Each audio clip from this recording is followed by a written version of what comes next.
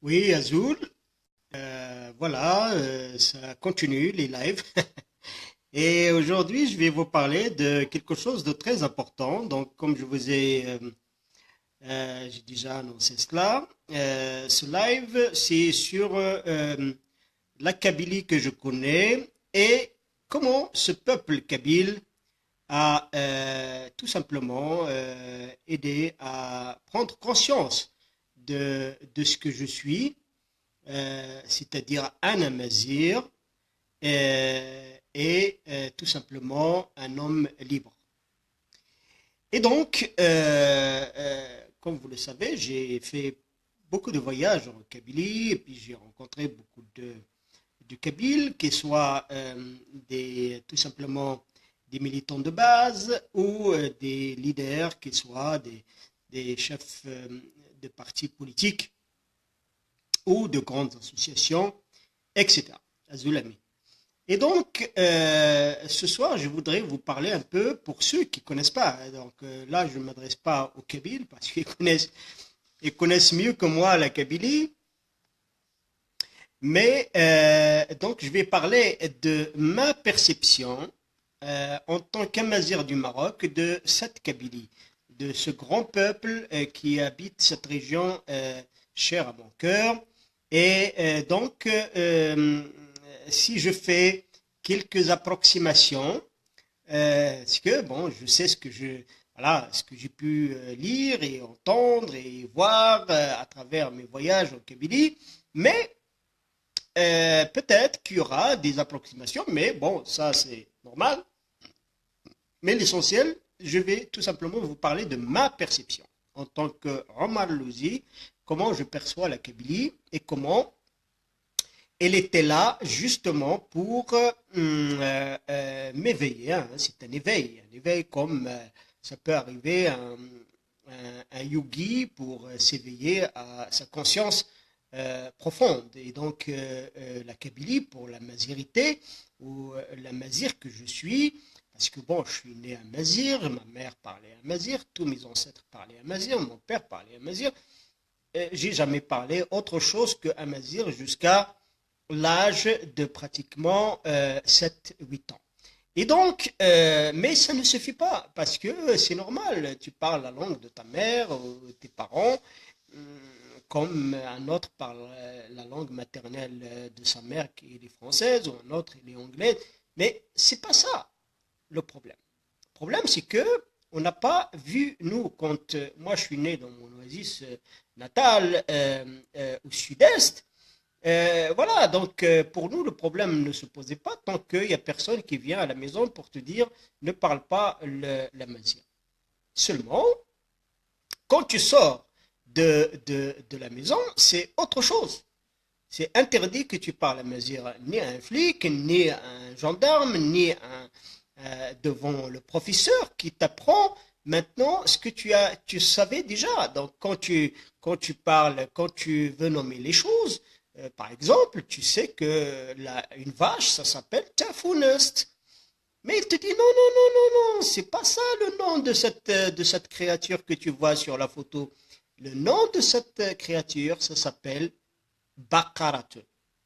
Bon, c'est l'arabe. Alors là, tu te dis, mais c'est pas possible. Comment, depuis que je suis né jusqu'à l'âge de 7 ans, j'ai appris à dire tafounest. Et maintenant, ils me disent, non, non, c'est pas ça, ça s'appelle pas comme ça, tu dois l'appeler Bakarat. Eh bien, c'est incroyable. Là, il y a un choc, mais un choc culturel et un choc linguistique qui s'installe tout de suite. Tu dis, eh bien, soit que la langue que j'ai appris à la maison, c'est pas une langue, soit c'est ce qu'on m'apprend qui n'est pas ma langue et on veut me la mettre dans la tête. Et ce qui était génial, c'est que c'était déjà le début du combat qui était là, bien sûr, en Kabylie. Et moi en tout cas, j'ai appris la résistance à travers d'abord la chanson, hein, à travers Yidir, à travers Matoblones, à travers Ait Meglet, à travers tous ces grands chanteurs de Kabylie que j'ai eu le plaisir et l'honneur de rencontrer soit en Kabylie, soit dans la diaspora, enfin à l'étranger, et en France, en Suisse, etc. La première fois que je rencontre Idir, c'était en Suisse, à Lausanne. Il venait faire donc un concert à Lausanne et c'était quelque chose d'extraordinaire. À l'époque, j'étais étudiant à l'université de Lausanne.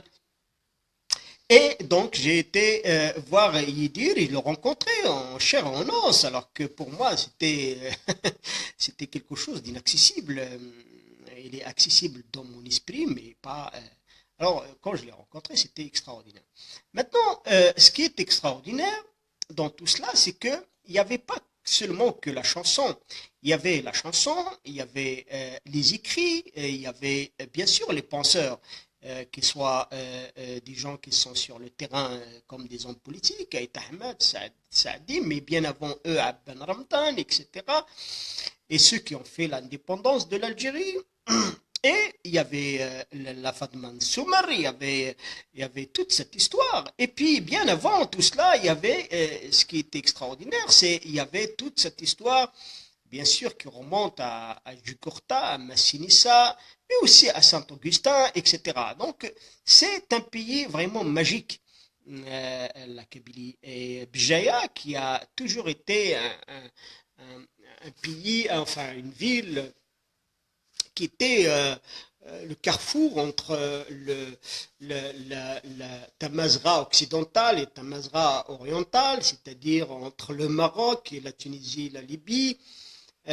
C'était un carrefour entre tout cela, et bien sûr avec le nord de la Méditerranée, donc Bjaya, ou Bgait, hein, voilà, on va l'appeler avec son vrai nom, était au centre de tout cela. Et puis, ce qui est extraordinaire, c'est que c'était aussi le, le pays qui a donné les Fatimides, mais aussi la Numidie. Il y avait les Almohades et les Almoravides qui sont partis jusqu'à la dynastie donc Amazir de Marrakech, qui est partie jusqu'à Bjaya. Et puis, il y a les Zérides, et puis tout ça. Donc, c'est extraordinaire. C'est un concentré d'histoire comme on peut jamais le trouver ailleurs dans le monde ou en tout cas en Afrique du Nord. Donc la Kabylie, en plus de cela, ils ont un peuple qui est extraordinaire par sa puissance d'esprit, mais aussi son don de soi. Il faut savoir que les Amazirs qui ont donné le plus à la mazirité, c'est-à-dire ils ont payé avec leur sang et avec leur vie la gloire de la mazirité, de la langue. Si la langue maintenant, et je le dis clairement, si la langue amazir est actuellement officielle au Maroc et en Algérie, c'est grâce d'abord, hein, je ne dis pas seulement, c'est grâce d'abord au combat des Kabyles. Donc c'est un peuple qu'il ne faut jamais oublier. Il ne faut jamais oublier ce qu'il a donné à la mazirité. Il ne faut jamais oublier ce qu'il a donné à cette langue et à cette culture et à cette civilisation. Il ne faut jamais oublier que c'est un peuple généreux vis-à-vis du don, c'est-à-dire il donne tout ce qu'il a pour la dignité et pour justement la sauvegarde de notre culture et de notre civilisation. Ça, c'est quelque chose qu'il ne faut jamais oublier. Mais en rencontrant beaucoup de Kabyles, ici au Maroc, mais aussi en Kabylie, à Djordjora, ou à Bjet, ou à Tizi Ouzou, à Sfoun, ou toutes ces localités que j'ai pu visiter, et même à Alger, où il y a une communauté extraordinaire de Kabyles. Et dans la diaspora, il faut savoir que les Kabyles de l'étranger, c'est pratiquement 4 millions de personnes. Hein. Il y a 1,5 million rien qu'en France. Et donc tout cela, c'est des choses très importantes. Et donc cette conscience kabyle vers son identité a donné justement, a poussé d'autres composantes du peuple amazigh en Afrique du Nord à justement reprendre le combat pour leur identité, leur langue, leur culture, leur civilisation, leur histoire, leur anthropologie, leur archéologie, etc. Tout cela, il a fallu justement le combat d'abord des Kabyles pour éveiller les consciences. Et il faut toujours et moi je le dis, c'est quelque chose, bien sûr, que tout le monde connaît, c'est que sans les Kabyles, rien ne pourrait être fait dans cette laps de temps, parce que tout a été fait en pratiquement 50 ans. Avant, il n'y avait rien, zéro. On partait de zéro. C'est-à-dire, la langue est interdite. La culture amazigh est interdite. La langue amazigh est interdite. L'écriture amazigh est interdite. Parler au Parlement en amazigh, c'est quelque chose d'impensable. Il y a tout simplement, il y a une dizaine d'années. Et tout cela, il a fallu cette conscience kabyle qui a amené d'autres composantes, qu'ils soient d'abord en Algérie, les Mozabites, mais aussi les Amazirs de l'Oras, les Chaouis, mais au Maroc avec toutes les composantes amazirs, qu'elles soient du nord, du sud de l'Atlas, du sud de Sousse, du Rif, du Moyen Atlas, du Haut Atlas, etc. Tout cela, c'est une conscience qui est venue d'un combat initié d'abord par les Kabyles. Les Kabyles, ils ont payé le prix fort. Ils l'ont payé d'abord en 80. 80, il y avait le printemps berbère. Tout le monde connaît cette histoire-là. Et donc, c'est quand même un tournant incroyable qui a fait que les choses ont pris une autre dimension. Il y a aussi la grève du cartable. Il y avait aussi l'avènement des Haroches. Il y avait aussi l'assassinat de Grmah. Toutes ces choses-là. Toutes ces choses-là. Et s'accumulent. Et ils donnent l'histoire contemporaine du peuple amazigh. Mais on peut ajouter à cela, bien sûr, ce qui se passe actuellement dans le Rif, ce qui se passe dans le Alban, le Arin Alban, Adrar Alban, dans le sud-est, où il y a tout simplement la plus grande mine d'argent au Maroc et peut-être en Afrique, et que les gens ils vivent dans la galère.